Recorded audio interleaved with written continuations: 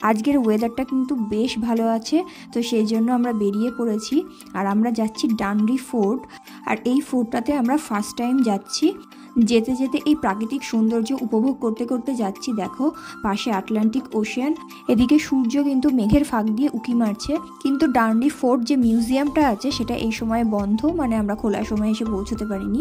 এই ফোর্টটা তৈরি হয়েছিল 1798 সালে। তো এটার ঐতিহাসিক গুরুত্ব জানতে গেলে মিউজিয়ামের ভিতরে ঢুকতে হতো। আর 1986 সালে এই ফোর্ট মিউজিয়ামটা জনসাধারণের জন্য খুলে দেওয়া হয়েছিল। তো মিউজিয়ামে ঢুকতে পারিনি তো কি হয়েছে, এটার আশেপাশের যে সৌন্দর্যটা এটা দেখেই মোটামুটি একটা দিন কাটিয়ে দেওয়া যায়, কিন্তু সেটা তো সম্ভব নয়। আর বিনির শরীরটাও আজকে একটু খারাপ ছিল।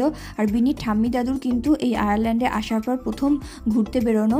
তো যাই হোক, বাড়ি থেকে একটুখানি চা করে আনা হয়েছিল।